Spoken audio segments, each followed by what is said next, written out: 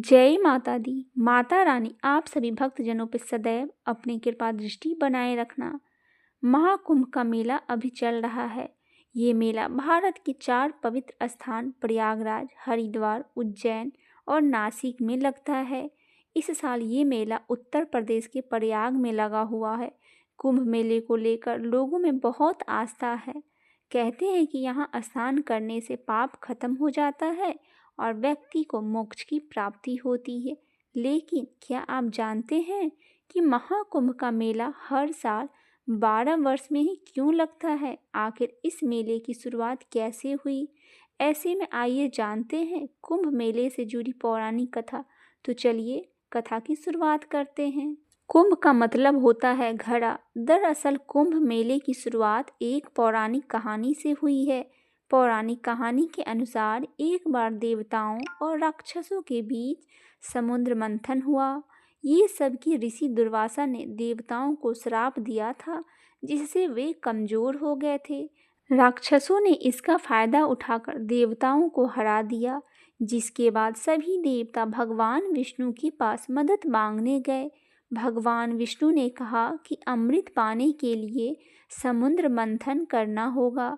अमृत यानी कि ऐसा अमर पेय जो पीने से देवता फिर से ताकतवर हो जाएंगे। अब देवताओं ने राक्षसों को मना लिया कि चलो मिलकर समुद्र मंथन करते हैं। राक्षस भी अमृत के लालच में तैयार हो गए। जब समुद्र मंथन हुआ तो कई चीजें निकली, जैसे कि कामधेनु गाय, विष और आखिर में अमृत का कलश निकला। जैसे ही अमृत का कलश निकला, राक्षस और देवता दोनों उसे पाने के लिए झगड़ने लगे। इस बीच भगवान इंद्र के बेटे जयंत ने अमृत कलश को उठाया और वहां से भाग गए। अब राक्षसों ने जयंत का पीछा किया। इस दौरान 12 दिनों तक देवताओं और राक्षसों के बीच लड़ाई चली। जयंत अमृत कलश को लेकर भागते रहे और इसी दौरान अमृत की कुछ बूंदें पृथ्वी के 4 स्थान प्रयागराज, हरिद्वार, उज्जैन और नासिक में गिर गई। इसीलिए इन जगह को पवित्र माना जाता है और यहाँ कुंभ मेले का आयोजन होता है। अब सवाल आता है कि कुंभ मेला हर 12 साल में ही क्यों होता है? दरअसल पौराणिक मान्यताओं के अनुसार जयंत को अमृत कलश लेकर स्वर्ग पहुंचने में 12 दिन लगे थे। देवताओं का एक दिन पृथ्वी के 1 साल के बराबर में होता है। इसीलिए कुंभ मेला 12 साल के अंतराल पर मनाया जाता है। महाकुंभ केवल एक धार्मिक आयोजन नहीं है, यह आस्था, संस्कृति और परंपरा का संगम है। यहाँ लाखों लोग पवित्र नदियों में स्नान करने आते हैं। इससे उनके पाप धुल जाते हैं और जीवन में सफलता मिलती है। अब आइए सुनते हैं महाकुंभ मेले की दूसरी पौराणिक कथा। प्रजापति कश्यप की 2 पत्नियों के सौतिया डाह से संबंध है। विवाद इस बात पर हुआ कि सूर्य के अश्व काले हैं या सफ़ेद।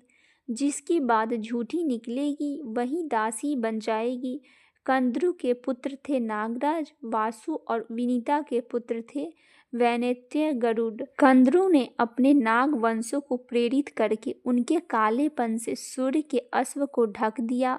फलतः विनीता हार गई। दासी के रूप में अपने को असहाय संकट से छुड़ाने के लिए विनीता ने अपने पुत्र गरुड़ से कहा, तो उन्होंने पूछा कि ऐसा कैसे हो सकता है।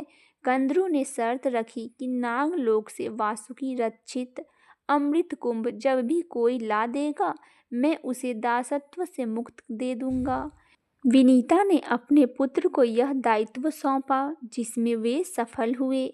गरुड़ अमृत कलश को लेकर भूलोक होते हुए अपने पिता कश्यप मुनि के उत्तराखंड में गंधमादन पर्वत पर स्थित आश्रम के लिए चल पड़े।